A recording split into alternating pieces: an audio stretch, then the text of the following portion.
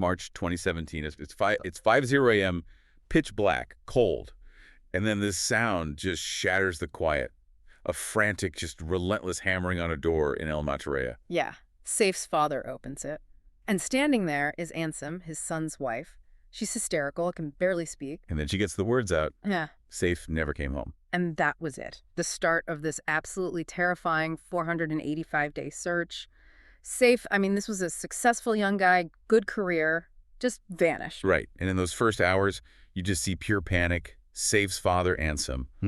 They're in the car, driving the ring road again and again. Checking hospitals, calling anyone they could think of, looking for an accident victim. Exactly. And Ansam, she's posting on Facebook, begging for information, looking completely inconsolable. Honestly, she sold that role perfectly. She really did. The police, naturally, their first thought is, okay, accident, maybe a robbery gone wrong. Her performance just completely convinced everyone. But this deep dive, it shows you that performance. It was just the last move in a really dark, calculated game that had been playing out for years. Years. To really get it, you have to go back. Rewind to 2012. That's when it starts. Seif, he's educated, comes from a good family, respectable. He's got his whole life ahead of him. And then he meets Ansam. A mutual friend introduces them. Now, sources say she was beautiful, striking. But their backgrounds, chalk and cheese, right? Financially, socially, just very different worlds. Very different. And this is maybe the first big red flag. Seif introduces Ansam and her family to his parents. And the reaction is immediate and strong. His parents are dead set against it. They found Ansam and her parents, quote, unsettling, begged him not to go through with it. But he didn't listen, did he? He just completely ignored these really clear warnings from the people closest to him. It was like, I don't know, like he was under her spell somehow. Yeah, the sources suggest this really intense influence she had. He seemed almost fixated, acting without thinking it through. And that led to immediate isolation. His father had this apartment ready for them, fully set up in El Matarea, the family area. Seif turned it down, said no, chose a rented place instead, in Hadaiak El Kaba. Why? To be nearer to her family. So right away, he's distancing himself. Even though he wasn't really visiting his own family much anymore, his father's still trying to keep in touch, quietly offering help. Then comes the pressure point. 2 years in, their first child is born. Money gets tight with the rent. And Seif finally gives in. He agrees to move into his father's apartment in El Matarea. But Ansam, she hadn't forgotten that initial rejection by his parents. Not at all. The moment they moved in, apparently, her resentment just flared up. Treated them terribly. And this is where Seif makes his next just catastrophic mistake. Over the next 3 years, they have another child. He's working hard, saving every single penny. Converting it all into gold and actual cash, he wanted to buy a car, secure their future, A solid plan. Except for one thing. He trusted Ansam with all of it, the entire nest egg, for safekeeping. He literally handed her the keys to his entire financial world. Uh-oh. And right around then, the facade just starts to crumble completely. 2 years before Seif even disappears, Ansam starts a secret affair. With Mohamed Kamal, a distant relative. They knew each other vaguely online, but then they meet properly at a family funeral. And it wasn't just an affair, was it? It escalated quickly. They're both complaining about their marriages. Right. Kamal had his own issues at home, but it went beyond complaining. It became a conspiracy. Kamal wasn't just a lover. He was basically the architect of the plan. What was the plan exactly? Kamal's advice was chillingly practical in a dark way. He told Ansam, look, you need to get total legal control over Seif's assets before you divorce him. So it was never just about leaving. It was about taking everything. Asset liquidation. Absolutely. And Ansam, she executes this perfectly. Starts manufacturing fights, constant conflict, arguments over nothing. Designed to just wear Seif down. Yeah. Psychologically. Exactly. Exhaust him. Make him compliant. Until he agrees to sign this document. The General Power of Attorney. The POA. That's the one. And this wasn't just some minor paperwork. This was the weapon she needed. It gave her complete unilateral power. Meaning she could sell, manage, transfer everything he owned to herself or anyone else without him even needing to know. Precisely. It stripped him of all financial protection and the timing. Wow. 2 months before he vanished, she filed the legal paperwork. No paperwork. A Kula lawsuit that's a type of no-fault divorce initiated by the wife, and an embezzlement of property lawsuit against him. So she's legally positioning herself to take everything while setting up a narrative that he agreed to the divorce later. Because Kula can look like a mutual separation if spun right. That seems to be the angle, making it look like he just wanted out. And Seif, he had no clue about any of this.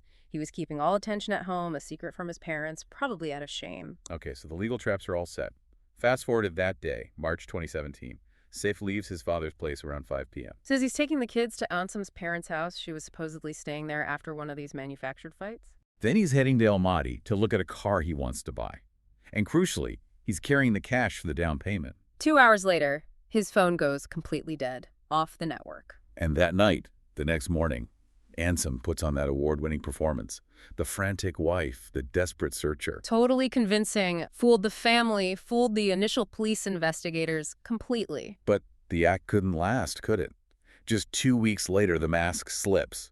Suddenly, she stops searching, stops playing the victim. And starts a whole new narrative, publicly accusing Seif of abandoning her, running off with another woman. And blaming his parents, saying they helped him escape because they never liked her in the first place. It's audacious. It's the perfect cover story, though. Shifts all blame, explains the disappearance, and for a while, it works. Until the procedural details start catching up.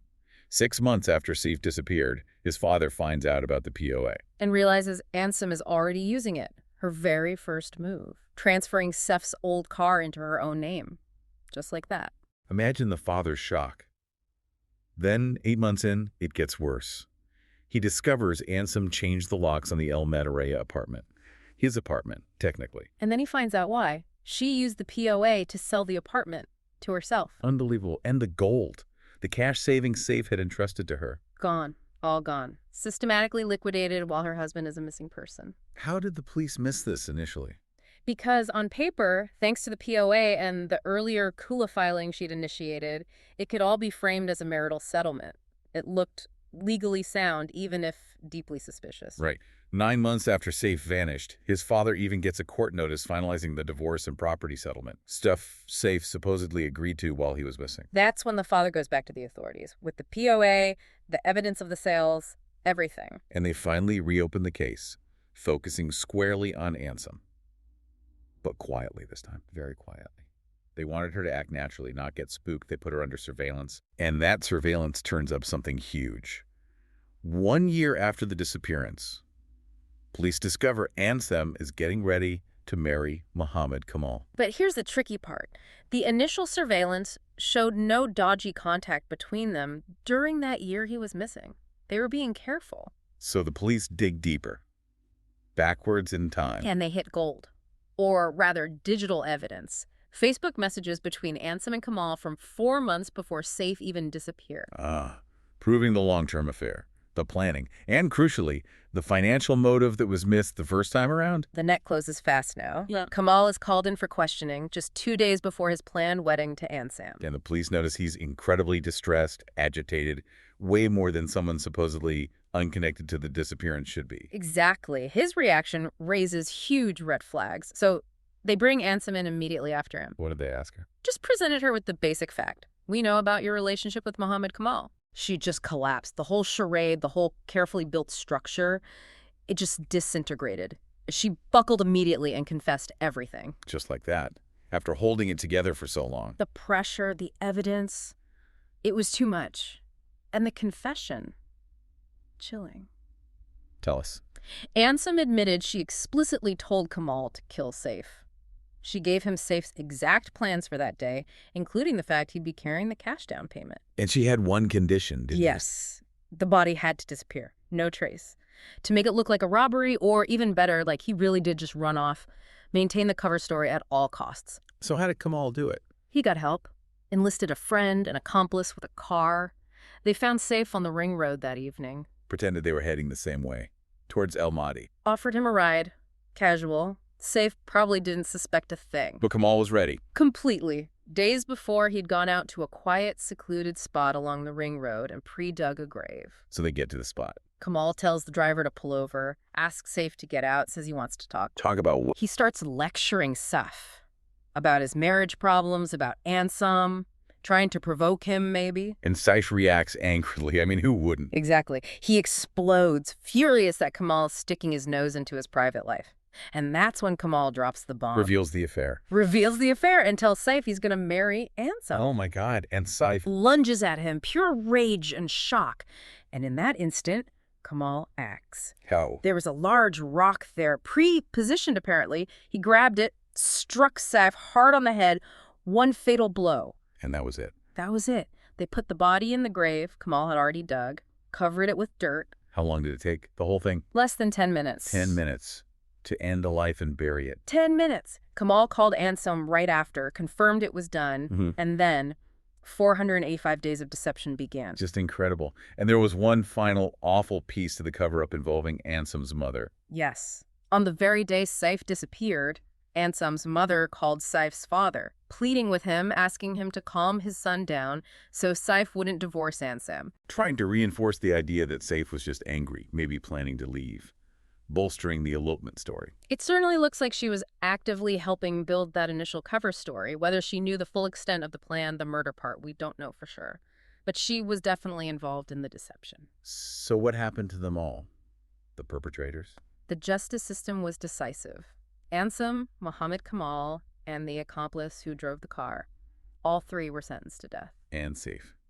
His remains. They were recovered from that spot on the ring road. Forensic medicine confirmed the identity, confirmed Kamal's account of the murder. Finally, after 485 agonizing days, his father had, well, not closure maybe, but the horrifying truth. It's such a devastating story. What do you think is the main lesson here? For me, it comes back to those initial warnings.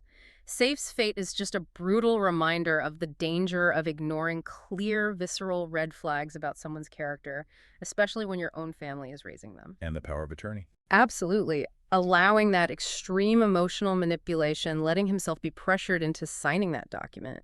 It wasn't just signing away his money. It turned out to be the legal tool used to mask his murder. A marriage that started because he ignored his family's rejection ended with a betrayal so calculated, so cold-blooded, driven purely by greed. 485 days everyone spent looking for a missing man, searching roads, hospitals, while his body lay buried just minutes from where he was killed, all while the prime suspect methodically stole everything he'd ever worked for.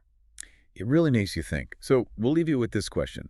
How often does that happen? Ignoring what you perhaps know deep down about someone's character, maybe for love or maybe something else, and having that denial lead to your own undoing.